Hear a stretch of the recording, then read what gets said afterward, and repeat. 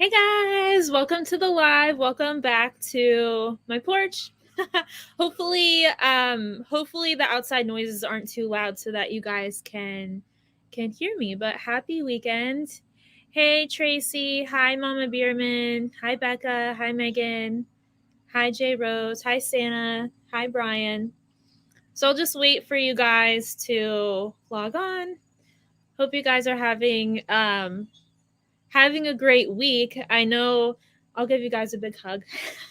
I know for a lot of people have been stressed. Let's see Jay Rose's comment. Jay Rose says, I'm feeling a lot of fear, especially with what's going on in Israel. My husband has the news on all the time, listening to what's happening, and it is causing a lot of friction between us. Any advice? I know I haven't looked at the news today. Yeah, I can understand why so many people are stressed. It's quite a lot constantly. Hey Jennifer, hi Evelyn. Hey guys. Yeah, it's quite a lot of news bombarding. I mean, you can always go in a different room, but when I tune into it, it feels more along the lines of it's not necessarily about the news or anything external like that or necessarily current events. It's more that trying to get someone to view things the way that you view it. And a lot of times, well, first of all, that's not really possible to get someone to view things the way that you do. Like for someone to see things through my eyes, for me to see things through your eyes, really completely really isn't truly possible. But one of the reasons why we do that is because we're lonely, right? So there may be a part of you deep down that feels lonely or wants some companionship. But truthfully, in relationships, the only person who can truly give that to you is you. So there may be a little piece of your consciousness somewhere that feels alone and that wants a hug.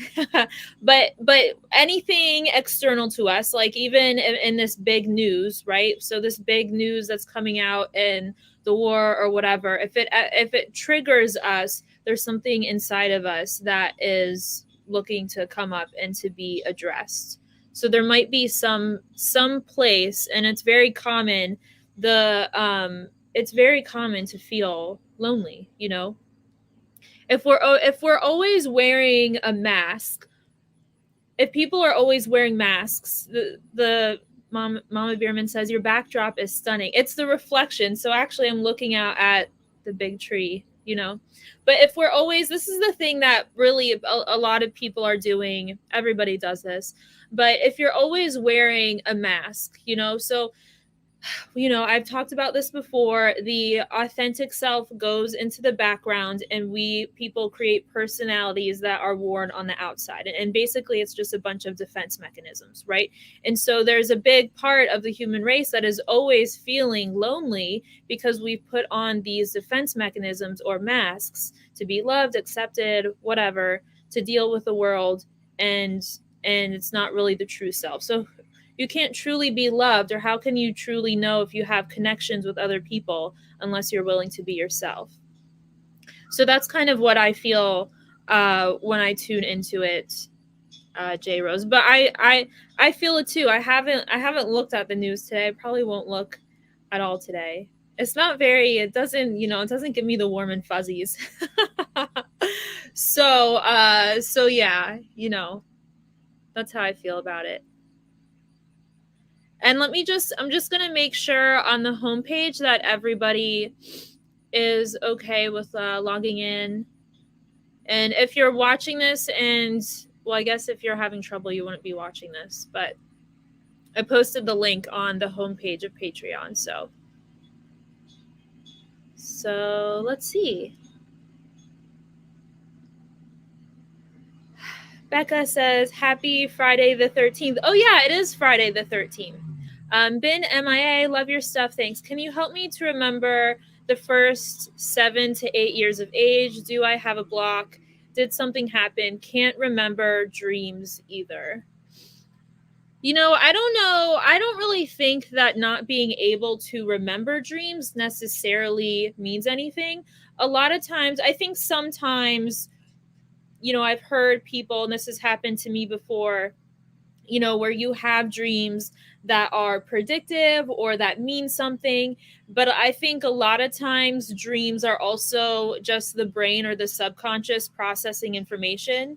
And so sometimes, people do those dream journals to get an insight into what's going on in their subconscious, but you don't actually have to go to sleep to do that. So you can just meditate or go on a walk. A lot of times, like, you can use your triggers to, because whatever's triggering you on the outside, there might be something in the subconscious that's triggered by it, right? So you can do that. Can you help me with how to remember the first 7 to 8 years of age? Do I have a block? Did something happen? Yeah, I think a lot of kids shut down, or a lot of people shut down in childhood when they go through trauma, or like when things are just too much, right? So if you don't remember your childhood that well, and I think a lot of people don't really, like, you kind of lose that feeling of being wonderful for actually, it's a perfect word. um but if you don't, so it's not necessarily about remembering that time period, right? It's about reconnecting with that part of yourself, right? So somewhere along, and you've heard me connect with people and tune into what age or what kind of belief system or something that they bought into at a certain age, where they tried to basically fit themselves into a box, right? Or fit themselves into the matrix, and or buy into a belief system that wasn't necessarily them, and then the inner child goes into hiding, basically. So really, Becca, is just about reconnecting with who you are, with yourself. And I would just start there. Do something that makes you feel happy, feel joyful. A lot of people, like, I've heard this, people send me emails like, Megan, I would love to go riding, or I would love to learn how to ride a horse, but I'm too old, or I can't do this. Like, even if you can't ride anymore, then go, like, volunteer and hang out with horses. Do start there and do something that you love, and then things will unravel from there, right? um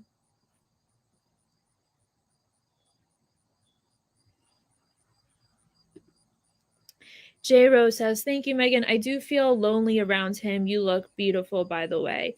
So, and yeah, and so it's not necessarily him making you feel lonely, right? What he's doing is he's kind of mirroring something within you.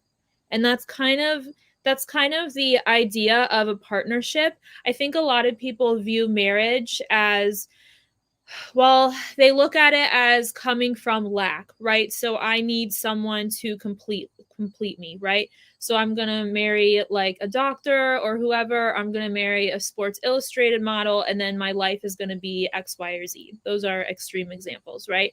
And really, and then people end up, they're not happy, or they get divorced, or whatever. And really, a partnership, a true partnership, is somebody is mirroring you and making you aware of things that maybe need to, I don't know if I want to use the word healing, but things that need to be addressed so that you can be the most authentic you, right? So this is actually what's going on right now. So, and that's my definition of a true partnership.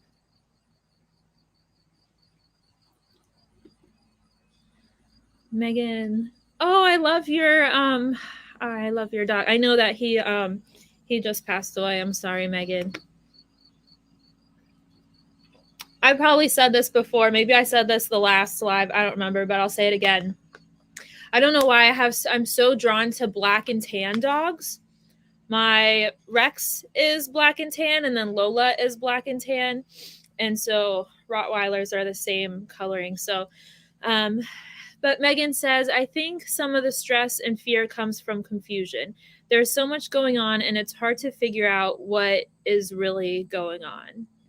Yeah, it's a massive amount of confusion, especially like the past week, right? Like, and this is just general, like in the past 2 years, people have been wondering, is this person who they say they are? Like, are these photos real? Is this video real? Like, is this information real? Like, Megan says, it's their cute little eyebrows that get me. I know.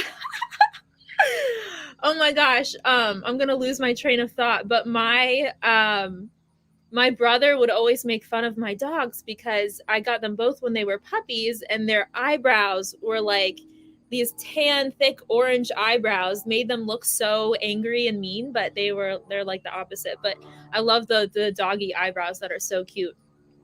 But anyways, it's been, so basically the theme of like the past 2 to 3 years, right? Like what's real, who's posting something that's real, like is this person who they say they are, like is the government doing this, what's going on? And so that's just basically the theme of everything, right, for the past 2 years. And so what's happening is people are questioning their external reality, right? And you can't, by the way, it wouldn't be helpful to destabilize someone's entire reality like this. You would go cuckoo. You would go cuckoo for Cocoa Puffs. The ego would kick into overdrive, and we'd all probably start like killing each other or something. Seriously. And I don't think I'm wrong to say that, because people are really afraid, even now, like even more so now. But I think that energy was just magnified over the past week. And so it really serves all of us though, because when your external reality is kind of like shaky, then you go inward, right? And really, truly, like I've said this before, but external reality, a physical reality, is an illusion. I mean, I'm real, you're real, right? But from a spiritual perspective, from the soul's perspective, it is fleeting. Like all of this eventually, like I will pass away, this physical body will go away. So in a way, it's an illusion, right? So it's basically an illusion we created to find us back to ourselves. That's the purpose of basically all physical realities.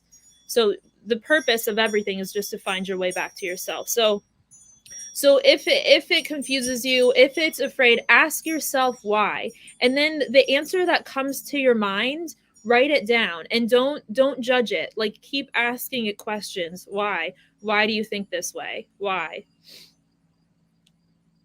And then that will give you an idea of maybe something that is coming up to be released.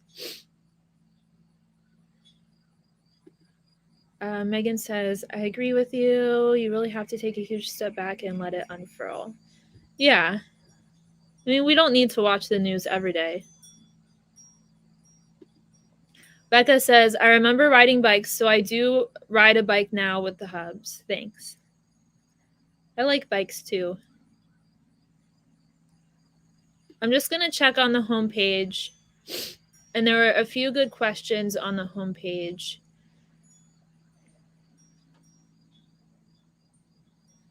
And generally, I don't know if I'll be able to answer everyone's question. That's why I've been doing the lives more often every week. And the questions that I pick a lot of the times are intuitive, but also I feel questions that a lot of people have, and that will help everyone. So Christy says, is my grandson, who is due any day now, going to have gifts? Yeah, I've kind of talked about this before, but I assume you're talking about psychic abilities, intuitive abilities. And from my perspective, it is a gift in a way. If someone has psychic abilities, it is a gift in a way. But to me, I really just view it as an ability. And I think everybody has that ability. It's just some people forgot and some people have remembered. And I think also in this time, like it doesn't necessarily serve everyone to have psychic abilities. Like it's not totally necessary, really. But from my perspective, it's not really a gift. It's just an ability. And this is why, like, there's some mediums or there's some psychics who believe that they are gifted by God. And they're not wrong. I agree. We're all gifted. Like everyone has gifts from God. But But if we're going to go down that road, reptilians, Draco reptilians, are extremely psychic.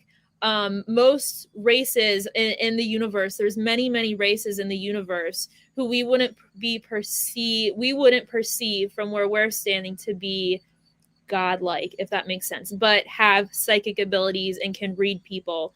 And reptilians are very predator-like, so they're very psychic. So to me, it's not necessarily a gift from God. Everybody has intuition. Everybody is source, and so they can connect to a divine source and have a connection that way. And it comes more of like a feeling, right? And I kind of view psychic abilities of more something that the mind can do, and intuition, which is everyone's connected in that way. Everyone can connect through the heart. And so everyone has a connection. Everyone is connected.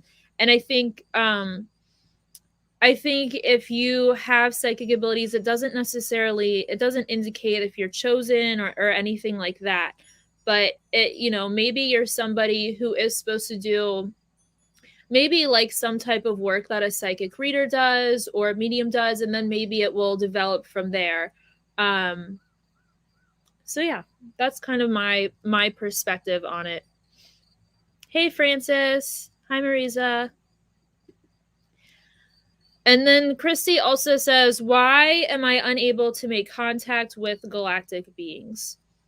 So this is the thing, like, what are galactic beings? What we're talking about is beings that live in 5D or wherever. They're basically source incarnate, right?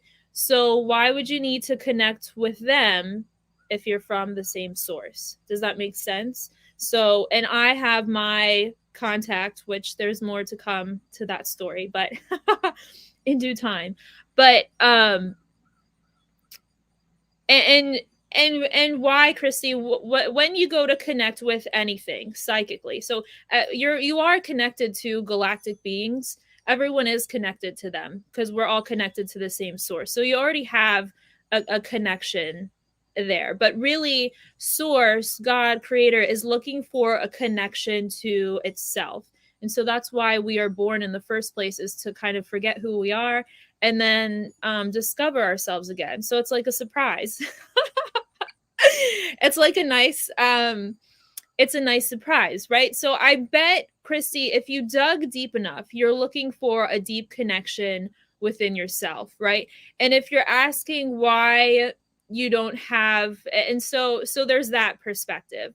If people want to connect to, maybe they have some sort of, their point of view as some sort of spiritual entity they want to connect with, or maybe they do want to try to connect with, I don't know, whoever, right? If you're trying to connect with something external to yourself, the first thing that you need to get really clear on is why. Because energy flows where intention goes. I've heard the saying, where attention goes, intention. But intention, why are you connecting to them in the first place? And how pure that intention is will determine the energy you get back, if that makes sense. So I will get really clear on the intention. But also, I would do this too. If you want to develop psychic skills, if you want to develop psychic abilities, I think I said this to you guys in the last live, read for real people. Because energy is the same, like reading things is the same. It doesn't matter if it's a galactic being or whatever your perception is of that. But reading for real people, if you can connect to galactic beings, then you should be able to read for real people as well. It's just the same part of the brain, the same part of the mind that perceives energy that's not in this physical realm, right? And the reason I say read for real people is because then you'll get a good idea of how like accurate the information is, but not necessarily accuracy, like how your brain perceives energy, and then something to corroborate it, basically. So I would start, if you want to go down that road, start reading for your friends and tell them stuff not necessarily like, hey, you know, you're from Sirius or the Pleiades or whatever, which that's all fine, but actual stuff in this reality. So you're going to get a job, or you do this as a job, or you have this many kids, or that kind of thing. And it's never going to be 100%, right? But the closer, it will help you gauge and help you learn, really. So that's just kind of, that's my advice, you know. um Brian also commented, one second, I just refreshed the page.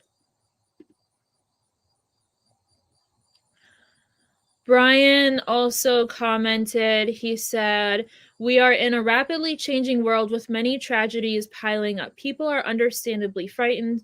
What can you say to those people to calm their fears? You know,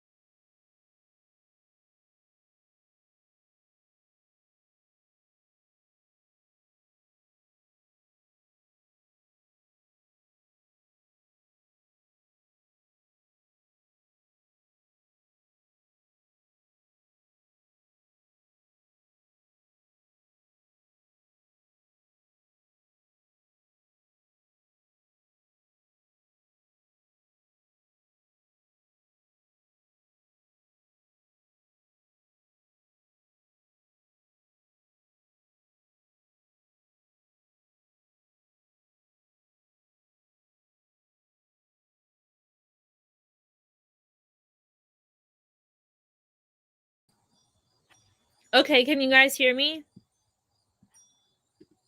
Okay, hopefully I'm back. I'll just wait for you guys to respond. That's weird because I have 5 bars.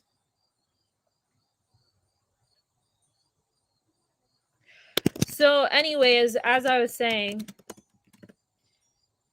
um, as I was saying to Megan Bryan, okay, good, you guys can hear me. That was weird, but everyone is just looking for a deep connection within themselves, and nobody, hey Peter, and nobody has to. You don't actually have to pay attention to what is going on external to you. It's just, I think that a lot of times we do that to sometimes I think that we purposely trigger ourselves because it's part of our evolution. but but like I said, do whatever you can to find your connection back to yourself.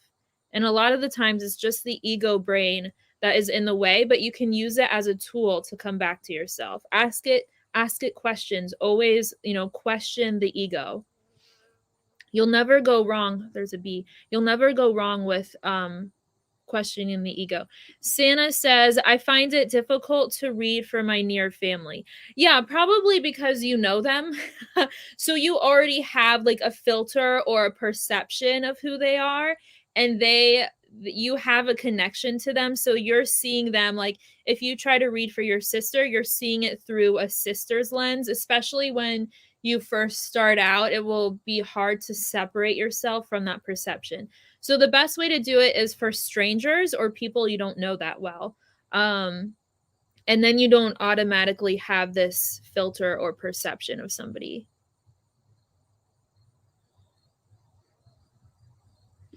Francis says, all I can do as a psychic is guess the time on the clock from time to time. Doesn't happen all the time. Yeah, that's one way to do it. Okay, let's see.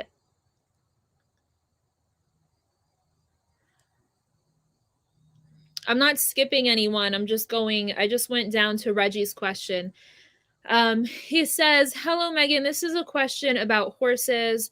There are people that feel alleviated from crippling past trauma, for example, war veterans, by combining therapy with horse care or riding, equine assisted therapy. There are plenty of trainers that would explain why it works from a regular point of view. Horses are sensitive, acting as a mirror, and they accept you. How would you explain it working from a psychic point of view? What happens with horses and people's energy, for example, when they meet and start to bond? Energy wise, what is it about horses that make this work? What makes a horse unique in this aspect? Can a horse's energy field truly soothe, heal humans? Thank you." Yes. My gosh. You guys may have seen my picture on Telegram that I posted yesterday, and we moved Susie. Susie's an old retired mare, and she, whenever she's like in a good mood or happy, her ears, instead of going, it's not common for a horse's ears to go out like this. But she's so cute and soft and cuddly, and then she pops her ears out like that, and she's so cute. But horses have very big energy fields. So their energy field like extends feet beyond them. And it's very high frequency. There was a study, somebody told me this. Their energy field is extremely similar to dolphins. It's a very high frequency, it's a very like high energy. And so it comes from their energy, it comes from the heart and it extends outward. And the thing about trauma doesn't really happen to you like the spirit, it happens to the brain, right? So we've heard of these sayings, trauma based mind control. It happens to the ego brain, and the ego is basically judgment, right? And so what are animals great at doing? They don't judge. And I think I've said this before, but animals don't judge, which makes them great therapy pets or therapy animals, because they accept you for how you are, and they don't, like, for example, and this is kind of what people are doing now. um if you're trying to help someone, you can only help them from the heart. You can't control, manipulate, try to make them see the way things that you do. That's coming from the brain. When you have someone who's traumatized, everybody on planet Earth has been traumatized. A lot of us, myself included, at times, all of us have had big egos trying to defend and protect ourselves, right? So when you have that, and then you bring in also someone who also has the same thing going on, it's just two egos going like this. Boop, boop, boop. And I think sometimes psychotherapists or psychotherapy like can be like that, because there's a perception of what the norm is. So that's also sometimes like an ego can be an ego thing. But animals, horses especially, do not judge. They accept you for how you are. And it allows you, their energy field will magnify your energy field. So it allows you to kind of loosen up and open up a little bit, so that there's room for energy to come into your body, or to welcome more of your energy into your body and release some of those ego perceptions, if that makes sense. And their horses are fight or flight animals. So they require you to let your guard down to connect with them. You can't, I don't know any horse that you can walk up to, maybe if they're really, like, really bomb proof, but really not. Like, just walk up to them and just like be super aggressive and just, with your energy field. You have to let your guard down, right? And a lot of trauma survivors, war veterans, they have trouble letting their guard down because they have PTSD. They're always used to being in fight or flight mode.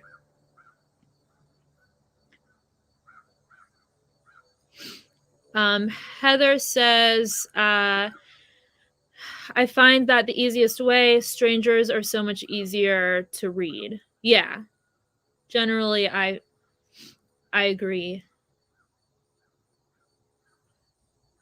Let's see. I'm just going back to the top here.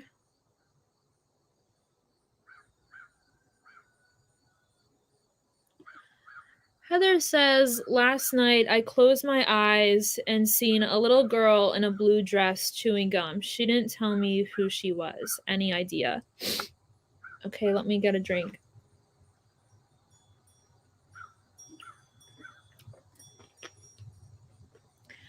You know, I wonder if it was you, Heather. I wonder if I don't think a lot of people realize this. When you meditate and when you see stuff, and it could have been something external to you, right? But let's just mosey down this road. Let's just see this perspective. What if it is actually you? And what if, when people are meditating and you see a little girl or you see like someone doing this, what if it's a projection of your own consciousness? What if it's your higher self or your higher levels trying to show you an aspect of yourself that needs attention, that needs love, and is trying to come back to yourself? What if it's an aspect of you? And I wonder if you tried to and ask her questions. Why is she standing there? Why are you wearing a blue dress? Why are you chewing gum? And it's because all of those things kind of do imply some sort of message, right? And so it could be a projection of your own consciousness. It could be a projection of your subconscious. Remember how I keep saying that to discover yourself, look into the subconscious. And so maybe it's an aspect of you. And the thing is, once you try to maybe understand that part of you, then the energy is released, density is released, and the light comes in. So a lot of times when you're meditating, if you're able to see things, ask to see yourself. Ask to see the parts of you that need healing or that want to come up to be understood, and then welcome yourself back in. And that's how you raise the vibration. That's how you raise the frequency of yourself and of the planet.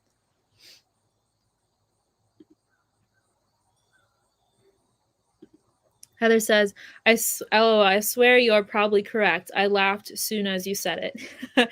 and this is the thing, because we identify with the body, so we don't necessarily always recognize maybe an aspect of ourself, because your soul or your spirit is big, or your light is big, and it will present to you different versions of you, but it won't necessarily always look like you. You are spiritual frequency. You're not the body, right? So it might not look like Heather with dreadlocks. It might look like something else. And it could be part of the ego brain. The ego brain tells a story, right? So it might look like an aspect of yourself that is stuck in a story, right? So, for example, if you have a limiting belief or a complex that that you're going to be persecuted for speaking out or speaking your truth, right? You might start to see an aspect of yourself that looks like some sort of martyr, or maybe it looks like a witch or something like that. But it's not necessarily external to you. It's a projection of your own consciousness that is trying to be broken down and released. So there's lots of ways to discover yourself. I think a lot of times spirituality is ironic because we've been trained to look kind of outside and look outside at the galactic beings, or outside at, I don't know, the saints or the angels or whoever. But really, I think most people would find themselves more interesting. So that's just how I kind of see it. Let me go back to the top. Let me just get a drink really quick. Tracy says, good afternoon, Megan. Thank you for being you. Do you see us moved to a different property before Christmas this year? I'm not really doing readings or predictions, but I can feel into if there's anything blocking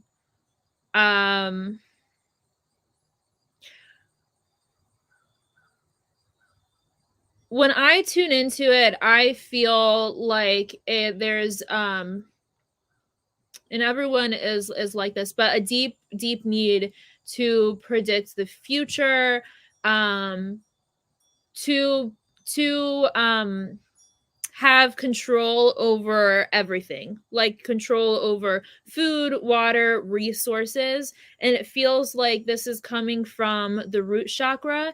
And this is something that comes from age 3 to 4 years old.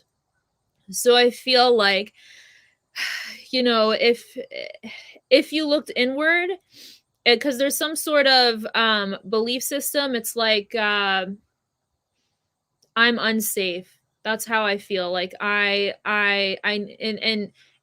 we all, trust me, this is not something that is unique to you, want to know what the future will hold. But it feels like there's something there, ages 3 to 4 years old, that might help you to look there. If it's any consolation too, I feel like everything, this is cheesy, but this is how I feel. Everything will literally work out in your best interest. It just is not going to work out the way that you are perceiving it to work out, if that makes sense. Hey, Audrey.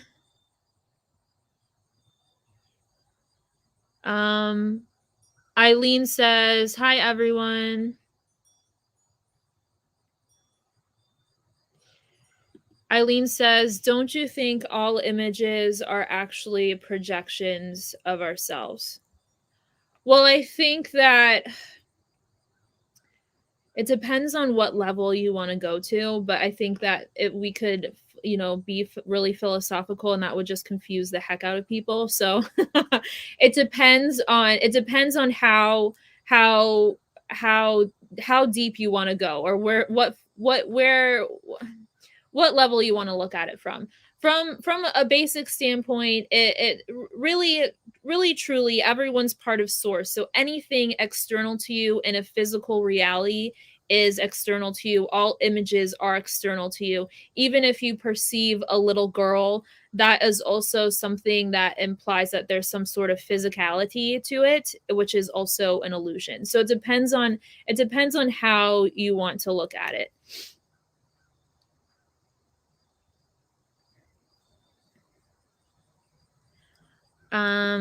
Mama Bierman says, "Do you see the delivery going well with my daughter's rainbow baby due 11/18? Do you see me being there for the birth? Thanks, and still loving Florida." Good. I'm glad you're having fun in Florida. I'm enjoying, since I moved, the seasons being different. And it's not so hot, but I did love Florida. Do you see me and congratulations on your daughter's baby. Do you see me being there for the birth? I told Tracy this, but I'm not doing predictions or anything like that. That I feel like underneath all of this energy, though, because what I really want to do is not necessarily be a psychic reader for people. I want to help you look inward so that you can come into alignment with yourself, right? So I feel like underneath that is a how do I say this? It's like a FOMO, like fear of missing out. Really underneath that, I feel a fear of being alone. This is from 8 to 10 years old. You know, a lot of times when we start going to school, or when kids start going to school, you start looking around at other people, and you start to really try to fit in, you know, like wear these shoes, wear these clothes, I should look like this, I should be doing it like this. So and this is where we start to get the idea too of how things should be, or how things should look, right? So I'm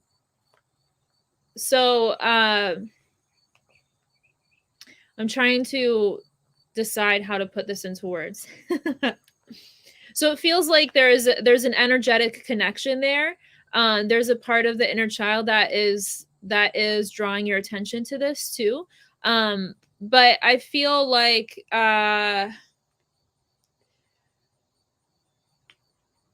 there's also an energy of being disconnected from people, the ones that you love, right? And so there's also a lesson there that you can never truly be disconnected from anything, right?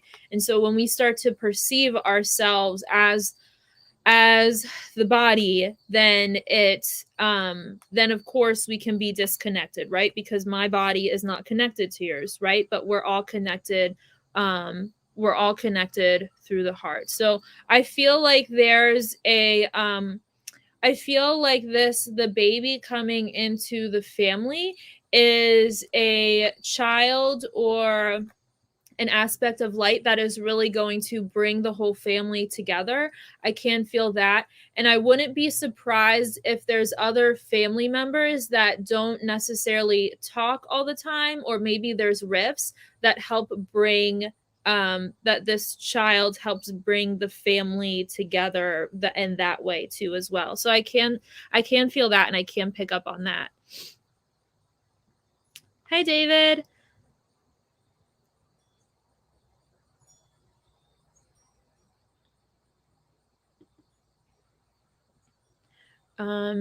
Becca says, do you guys do Halloween with the animals on the ranch? I stopped participating a long time ago. Plus, we have no kids in my hood. There's not really anyone that would come by here. At least I hope not. I would be like really suspicious. But so no, not really. But I will definitely have no problem, eating candy and stuff like that. Cheryl says, oh, let's see.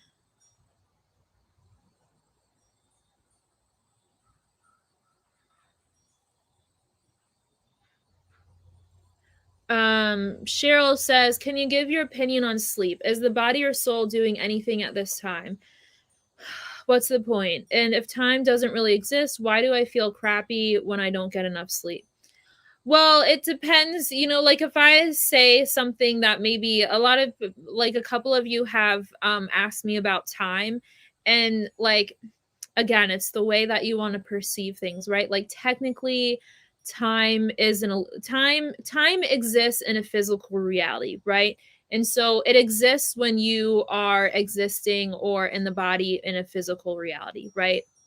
But if all physical realities are an illusion, then time is also an illusion. So that's kind of where I was getting at with that. But by all means, like I keep time on a clock. And it is real to me from my point of view, right? So from that point of view. So I think that we've been programmed, like I feel like we've been programmed to think that we need more sleep than we do. Like our society is really really like stresses that you need 8 to 9 hours of sleep. If you don't get 8 to 9 hours, then you're going to die or you're going to have a horrible day. And so I think that there are belief systems and programs there. I don't think that I think the mind rests during sleep and the body rests during sleep. But yeah, I hope that answers your question. It does the soul, and you said, does the soul do anything at this time? What's the point? Well, I think it's the point. It's not the soul that needs sleep. It's the actual, it's the body.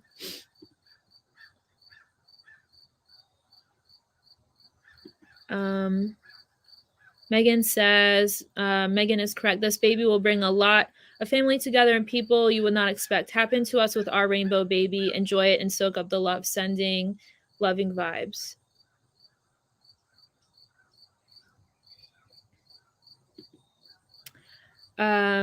David says, I have seen 1111 lately. What does it mean? Any suggestions? Well, I think that, if you see angel numbers, or if you're if your attention is being drawn to look at the clock at that time, what are you thinking about at that time? And that would be like, I think that it's more of a personal message or a personal indication, personal to you. So just like when I think people see birds, or people will see special birds floating around. Like, I think that message is kind of unique to them. And Mama Bierman says, I actually understand. I'm leaving being at the birth up to the universe. Brittany says, I just had a close friend, an acupuncturist at our clinic, pass away from a tragic car accident, leaving 3 small children. I know you do not connect with them, but how can we assist or help them make sure they fully transition? What are your thoughts on stuck souls, ghosts, and how can we help them? Well, generally, we can't really you can't save any souls. Like, generally, you can't save anyone, because everyone chooses from a very high level. Everyone chooses their experience. Nobody's a victim of their own experience, so they don't need to be saved. But when we talk about, like, quote unquote stuck souls or ghosts, I don't think it's it's energy. What we're talking about is energy, and it's not necessarily them, all of them. It is a piece or aspect of consciousness. And so it's not necessarily the light that gets stuck. It's a piece of their consciousness that stays in a dense reality that will be there for them if they incarnate again or go somewhere else, where they can work that out or integrate that density or release that density. So it's basically when stuff happens like that, it's like, for example, a lot of people, maybe someone has done something really bad, like they murdered someone, and they believe if they die, they're going to go to hell. So there's a piece of them, there's a piece of consciousness in the brain that is afraid to move on, that is too dense to move with the rest of the lights to where it needs to go. So it's not necessarily all of them get stuck. It's a piece of consciousness. And we're so gigantic that we can do that. So it's not necessarily anything for us to resolve. And so I don't really, and they can't really hurt you, and it's not really hurting them. That's just from our perception. So from my understanding, from how I look at things, is there's nothing that really needs to be done there. But a lot of people, like, even though for us the car accident may have been tragic, it's the way that he chose to leave, and maybe it was just really quick and he felt no pain and crossed instantly. So even though it looks like tragic and like maybe he got stuck or whatever, that's also we're projecting onto him, right? So that may not necessarily be the case.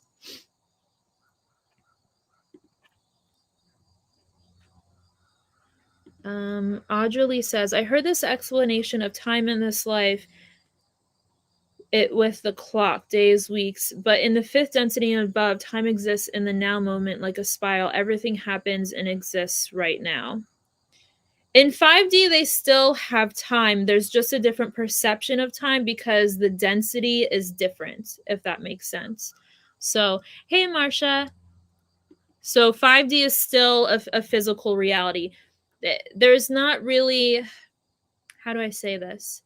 When you don't perceive there to be any time, you're completely disconnected from a physical vessel. So, hey, Marsha. Let's see. Let's see who else.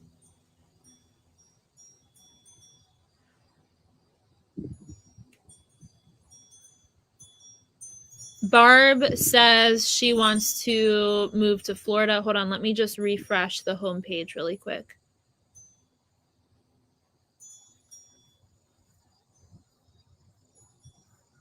Oh, I lost my place.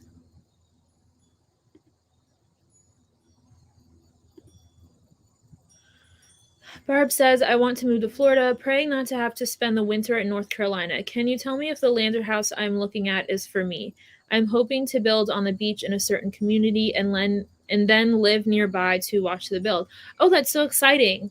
Congratulations. I feel like, So you say, can you tell me if the land or house I'm looking at is for me? I feel like you already know, Barb. I feel like that the brain always second guesses ourselves. Like, then we'll start to go into, like, something will feel right. And then we'll start to go into, oh, well, blah, blah, blah. And, like, you know, your mind just starts wandering and starts to convince you out of it. But when you tune into feeling, like when you tune into your solar plexus, when you tune into your heart, and when you don't have can't try not to have any thoughts, but when you feel yourself there, how does it feel? And to me, it feels really great no matter what happens. Like I feel really excited for you. So I would just, you know, also too, and to note psychic abilities, you won't ever really be able to read for yourself. Where you'll find where you'll feel what is right for you is in your body. So I feel like when I connect with your energy, Barb, I feel like there's a lot of, because this is a big life change and moving and building and all of that, and sounds like you'll have to do 2 moves. The brain will go kind of back and forth trying to plan out like worst case scenario, or but what if it didn't happen that way? You know, what if there's also a difference? What if it will happen in a more beautiful way, a more harmonic way, right? So that's kind of how I feel when I connect with that. Hey, JF. Francis says time flows differently in the higher dimensions. Well, first of all, you feel different because this body, 3D bodies can feel heavier. And so you feel different in 5D, you feel lighter. And then time, like, it's just reality doesn't feel as dense. I don't really know quite how to explain it, but it does feel kind of like quicker and faster, and things here move like a bit slower. This is why when you see some people channel, like I've seen this one medium do this, where she tells whoever she's talking to, she connects with people who have crossed over to slow down, because the energy, it's just not necessarily a good or bad frequency, it's just of a higher frequency, and so it's quicker, the mind perceives it faster. People have probably seen me do that too, like slow down. It's hard to decipher, or the brain to decipher energy. You have to slow the energy down and then try to find the words for something. So that can kind of indicate the time. So let me just go back through and see, make sure everyone's questions. Oh, here's Evelyn. Evelyn, I wish to come deeper in meditation, connect to my higher self so I can be more conscious of the communications and answers when I ask for clarity. Blockages. Can you offer insight? Thank you. Yeah, I think the first thing that, like, the impression that I get, or what I feel, Evelyn, is that that spirituality or connecting or meditation is supposed to look this way, right? So like I share what I do, but that might not work for everyone. So there's not any right way. So when we perceive something to be the right or wrong way, it's coming from the brain, or even like we get the impression that this is how channeling looks like, or this is how this looks like. So the first thing that I feel is just do what's right for you. Like you have your higher self, you have your connections that will help you unravel, and whatever you need to unravel in the moment, and everything will come perfectly in alignment, or as it should.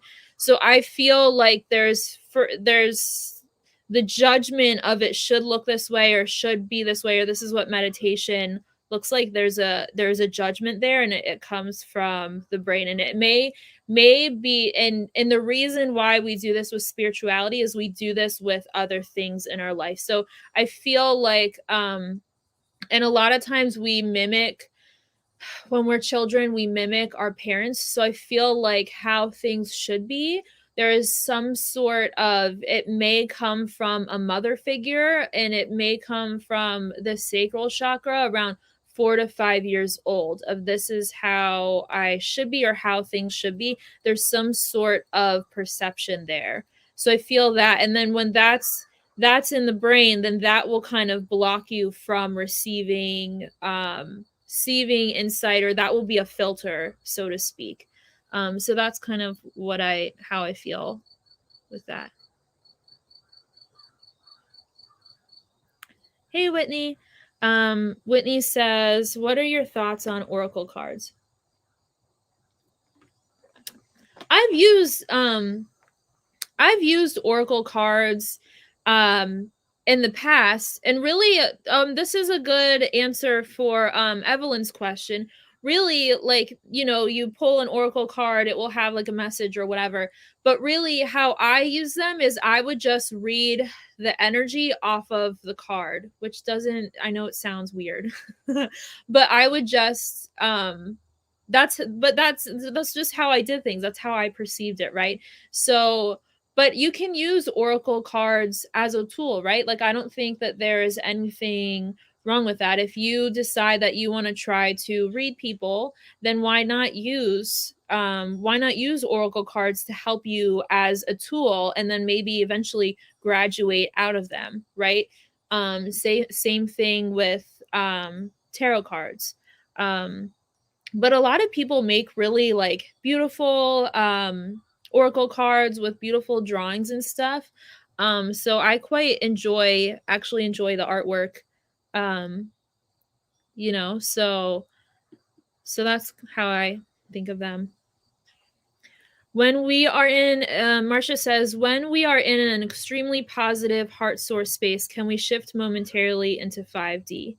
Well, what I'm finding this more and more interesting. Like, what do we think 5D is? Because we kind of perceive it as heaven. What's wrong with like, I'm looking at the beautiful tree in front of me and the land and stuff. What's wrong with 3D? So why would we need to shift? And also, who's to say there's a belief there that everything in 5D is extremely positive, and that 5D is heaven, and it's just another physical, it's a physical density, and where the atoms or the molecules are further spread apart. That's what it is.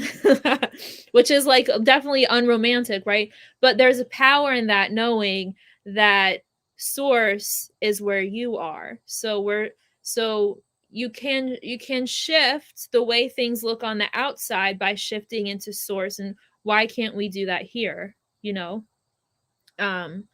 So yeah, that's what I think of that. But I hope you guys have a great weekend, and so I'll definitely schedule the live next week sometime, and I'll let you guys know on the Patreon page. But I love you guys, and stay off of the news if you need to, and I'll be back.